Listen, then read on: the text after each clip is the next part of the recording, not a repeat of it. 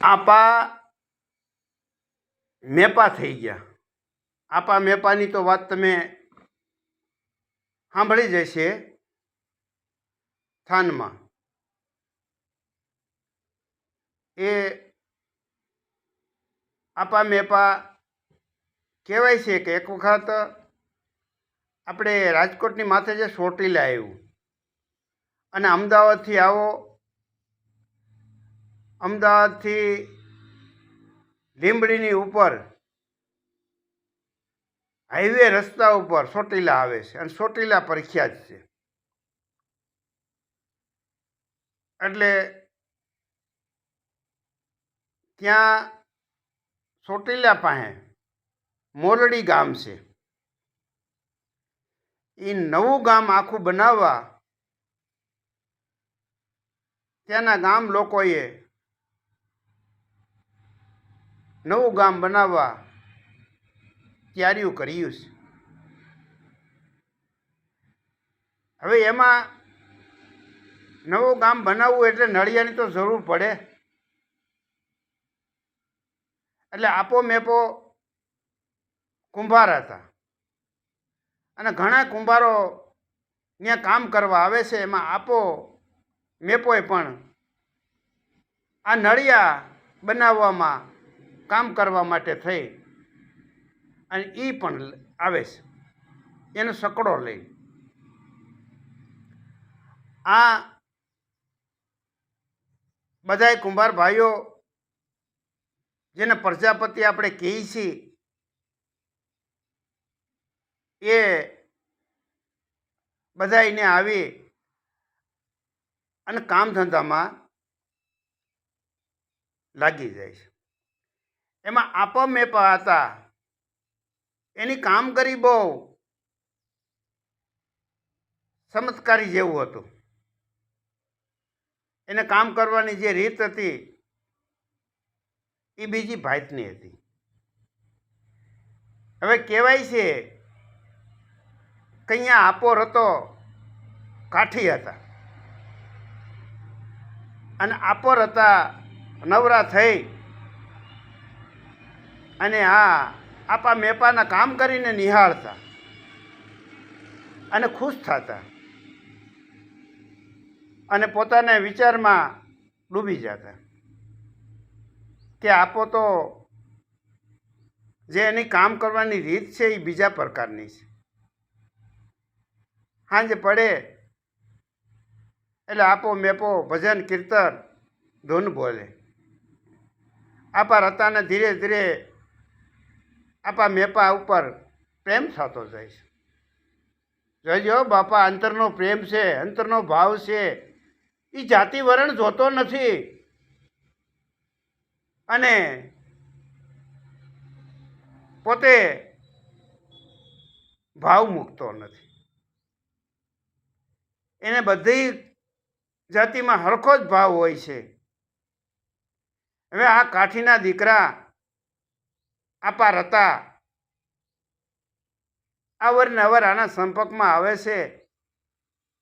એમાં અવારનવાર નવરાય મળે અને આપા રતા આને કામ કરી નિરખવા ત્યાં એની સામે બેસી જાય છે.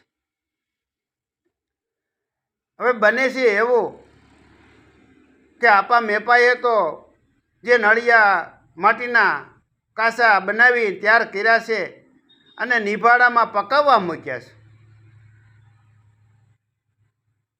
અને બને છે એવું કે વરસાદની ઋતુ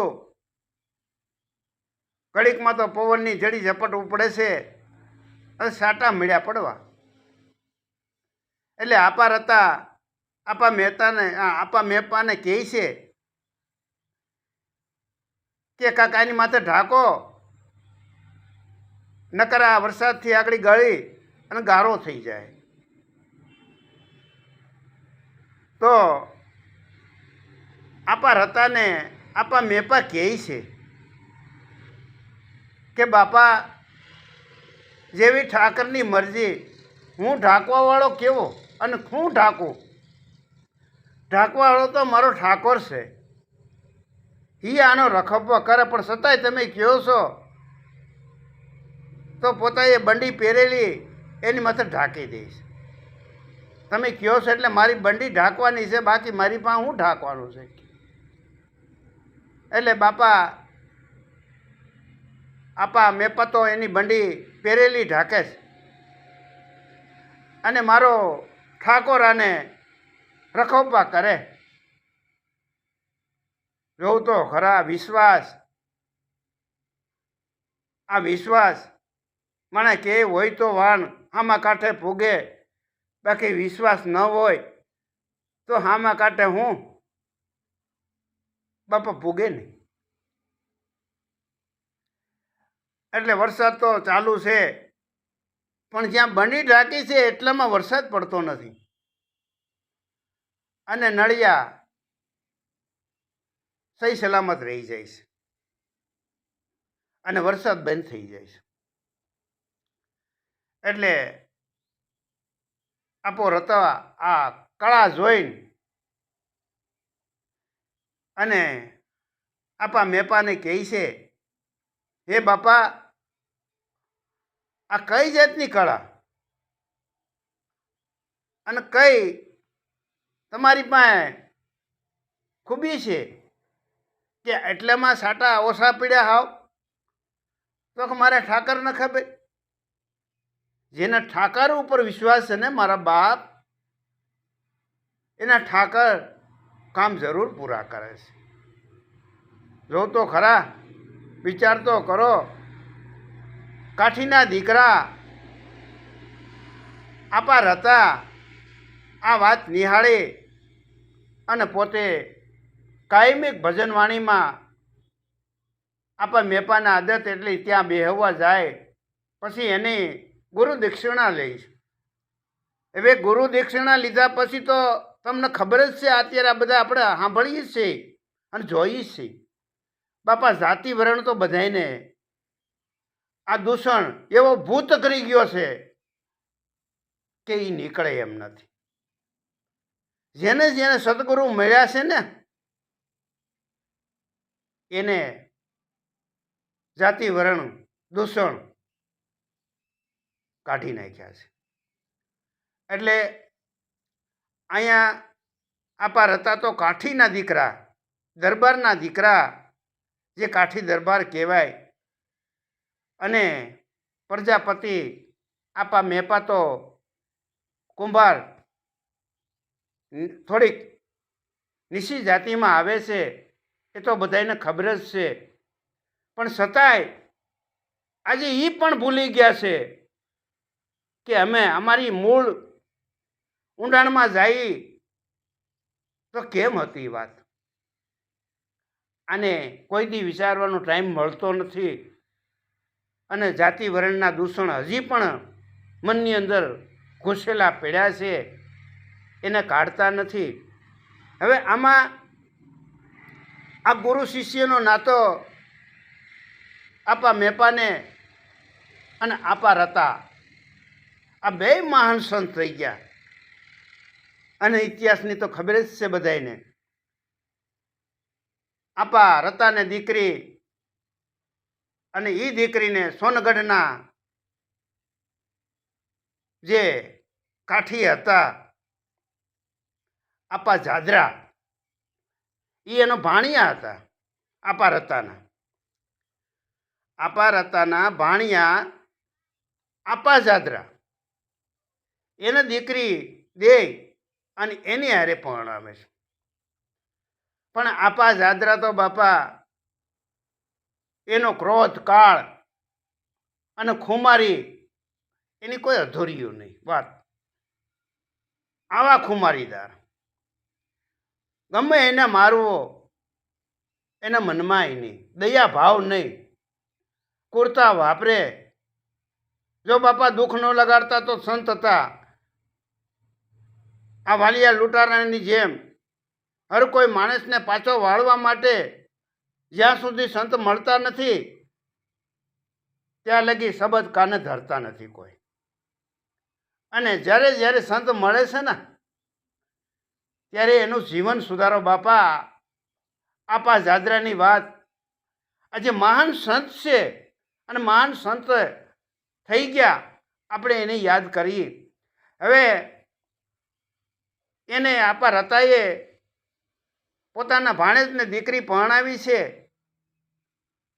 પણ આપા જાદરા તો બહુ ખુમારીવાળા હતા. એટલે એની પત્નીને પણ મારકૂટ કરે છે અને આ પત્ની આપા રતાની દીકરી કંટાળી જાય છે અને પોતાની સાસુની પાસેથી રજા લે છે કે તમારા દીકરા હાજર નથી, ઘેરે નથી અને હું મારે માવતરની ત્યાં જાઉં આટો મારવા. એટલે પોતાના સાસુ કહે છે કાંઈ વાંધો નહીં, તમ તાર જાઓ. આ સુધરે એમ નથી, આને સુધારવા માટે થોડાક દી બેહો અને મારા ભાઈને કહેજો કાંઈ ચિંતા કરે નહીં, બધું હારાવાના થઈ જાય, જાઓ. આ તો પોતે તો પોતાની સાસુને પૂછી અને આપા જાદરાના ઘરેથી પોતે નીકળી જાય છે. હવે આ આપા જાદરાને ખબર પડે છે ઘેરે આવે છે તો, અને માતાને પૂછે છે કે મારા બાઈ ક્યાંય ગયા? ત્યારે કહે છે કે મામાના ઘેરે મળવા ગઈશ. તો કે મને પૂછ્યા હોય ને આ ખુમારી ચડે છે બાપા. હવે એ ખુમારીમાં તો પછી તો હું એને લાલ ગોળ આગ્યું થાય છે અને ક્રોધ ચડી જાય છે કે ગમે ને મને જો મળી જાય તો ટાટિયા વગરની કરી દઉં. એ પોતાની પાસે ઘોડી અને આપા જાદરા તો ઘોડીએ સવાર થઈ અને માહે જાય છે, પણ એ ક્યાંય રસ્તામાં જોવા મળે નહીં. આપા જાદરા તો સોનગઢના હતા, થાન પાસે. એટલે સોનગઢથી પછી અહીં થાન પોતે આવે છે, ત્યાં તો પોતાના ઘરના તો અહીં મામાનિયા નહીં પૂગી ગયા હોય. એટલે આપા જાદરા તો અહીંયા ડેરીમાં પગ મૂકતા જ આમાં મામા બેઠા છે, આપા રતા એટલે ટાઢા બોર થઈ જાય છે. કારણ કે મામા બેઠા, નકર તો એને અડધું કરત કાંઈક મારત, એટલો ક્રોધ હતો. એટલે આપા રતા કહે છે ભાણિયાને કે ભાણભાઈ હાલો આપણે વાડીએ જઈ અને ફરી એવી આટો મારી. એટલે બે મામો ભાણે વાડીએ જાય છે અને ત્યાં બને એવું કે બે સિંહ આવે છે અને સિંહ જોઈ આપા જાદરાના ભય લાગી જાય છે. એટલે આપો રતો મામા સિંહને ઈશારો કરે છે અને સિંહ ત્યાંથી નીકળી જાય છે. એટલે આપો જાદરો મનમાં વિચારે છે કે આ મારા મામા પાસે તો હિંસક પ્રાણી એના પ્રેમને જોઈ અને વશ થઈ જાય છે, તો હું તો મનુષ્ય છું, માણસ છું, અને આ તો સંત છે. મારી જે મૂર્ખાઈ ભરી અત્યાર લગી જિંદગી મેં કાઢી છે, કાળ ક્રોધને મારી કુટમાં, આજથી હું પ્રતિજ્ઞા લઉં છું કે મારા મામા સંત છે અને એનો પ્રેમમાં હારા હારા હિંસક પ્રાણી વશ થઈ જતા હોય તો હું તો કાળા માથાનો માનવી કાંઈ ન કહેવાય. પોતે નિયમ બાંધે છે કે કાયમિક મારે મારા મામાના દર્શન કરવા આપા રતાના એ આપો જાદર કાયમ દર્શન કરવા આવે. એટલે પોતાના ભાણેજ રોજ આવે એટલે એને કહે છે, એ ભાણુભાઈ, તમે કાંઈ ધંધા લાગી જાઓ, રોજ રોજ અહીંયા આટા મારોમાં અને મારા દર્શન કરે, તમે કાંઈ નહીં ભાળો.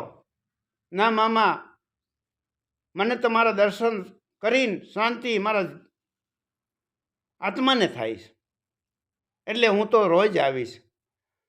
તો કે મારા દર્શન રહેવા દ્યો, તમારે જો દર્શન જ કરવા હોય ને તો મેપા આપા ના કરો, અને અહીંયા નજીક જ છે. પણ જોઈજો, મેપા આપા ક્રોધી છે અને એના ક્રોધમાં પ્રેમ ભરેલો છે. એ એટલા બધા દયાવાન છે કે જરૂર તમારી ઉપર દયા લે છે, પણ એના ક્રોધને તમે કાયરતામાં હટી ન જતા, ક્રોધને સમાવી લેજો. ત્યારથી આપા જાદરા આપા મેપાના દર્શન જાય છે અને આપા મેપા આને ભાળી જાય છે. ત્યારે આપા મેપા એમ કહે છે કે અરે ભાઈ બાપા, તું અહીંયા કેમ આવ્યો? તો કે તમારા દર્શને. અરે કે જા જા મારા બાપ, વયો જા. તું આટલો બધો કાળ ક્રોધી, લોભી અને કુર્તા વાપરશો ને મારા દર્શન કરવા આવ્યો છો? હું તારા દર્શન તો હું તને દર્શન તો હું તારો મોઢો જોવા ન માંગુ. ભાગ અહીંથી. અને ગારાનો લોંદો કરે છે ઘા. એટલે વયો જાય છે, પોતાનું અપમાન થાય છે, પણ છતાંય જે મનમાં લાગણીની જિજ્ઞાસા હતી ને બાપા, સંતોના આશીર્વાદ મેળવવાની, એ જાતી નથી. એટલે બીજે દિવસે પાછા આવે છે. અહીંયા આપા મેપાની ખડકી બેન છે અને ખડકીમાં જગ્યા પડે છે, એમાંથી આપા મેપાના દર્શન કરે છે. વિચાર તો કરો, આ જિજ્ઞાસા કેવી, આ લાગણી કેવી, આ ભાવના કેવી.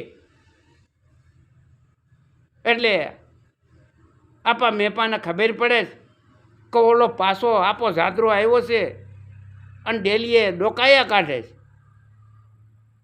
એટલે પાઠો લઈશ અને 2-3 બડા ખોટિયું ચડાવી દઈશ. એટલે આપો જાદરો એમ કહે છે કે બાપા, મને ગમે એટલો મારો, હું અહીંથી જવાનો નથી, હું તમારા દર્શન રોજ કરવા આવવાનો છું. તે એ પોતે બથ ભરી જાય છે, પપ્પી લઈ લે છે અને ગળે વળગાડે છે અને કંઠી બાંધે છે. એટલે બાપા વિચાર કરો, આમાં જાતિ વરણ ક્યાં આવે છે? હું નડે છે? હું ફેરફાર થાય છે? હું અભડાય છે? અરે મારા બાપ, જ્યાં લગી મન મેલો છે ને, તો સંતોએ કીધો છે કે મન મેલા માનવીનો પડસાયો લેવો મોટી અભડસેટ છે. અભડસેટ તો કોને કીધો છે? મન મેલો માનવીને પડસાયો લેવો મોટી અભડસેટ છે. એટલે કાંઈ કોઈનું કાંઈ અભડાતું નથી અને કાંઈ ફેરફાર થતો નથી. મારા બાપ કૂતરા મીંદડાએ અખાસ ખાય છે અને આપણે જોઈએ છીએ. હું એ વાત મૂકી આપા જાદરાની થોડીક વાત વધારે આગળ લેવું છું, એટલે અહીંયા લગી વાત રાખી. એ પહેલાં થોડીક એક જ વાત કરી દઉં કે કૂતરાને મીંદડા ખાવાનું અખાસ હોય છે, એ બધું ખાય છે, માંસ જ ખાય છે.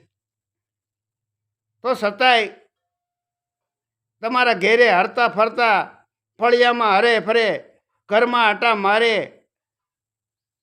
તો તમારું કાંઈ અભડાતું નથી. તમારા વાસણોમાં જીભથી છાંટે તો અભડાતું નથી. અને મીંદડો તો સંડાસ બેહે, કૂતરો સંડાસ બેહે એ પાણીએ લેતા નથી, છતાંય મીંદડા કૂતરા પાળો છો, ખોળામાં બેહાડો છો.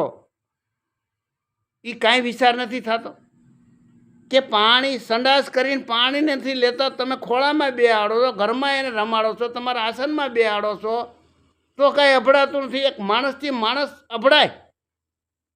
આ કઈ જાતનો ધર્મ આપણો? આ જ્યાં સુધી દૂષણ છે ત્યાં લગી આપણા ભારતમાં ભાગલા પડતા રહેવાના છે. અને માણસથી માણસ અળગો થાય ને ત્યાં લગી આ દેશને ભૂખમરો મટવાનો નથી. અને આ કંગાળ દેશ છે, એ કંગાળને અને ભૂખમરાને અને એકતા સાધી અને આ દેશને જો સમૃદ્ધ કરવો હોય તો જાતિ વર્ણ નથી, કોઈ હિન્દુ નથી, કોઈ મુસલમાન, એક માનવતાની ફરજ બજાવીશું અને માણસ બની જાવું ના, ત્યારે આ દેશ છે ને ભૂખમરો અને કંગાળ મટી અને સમૃદ્ધ દેશ થઈ જાય. આટલું કહી હું મારી વાતને વિરામ આપું છું.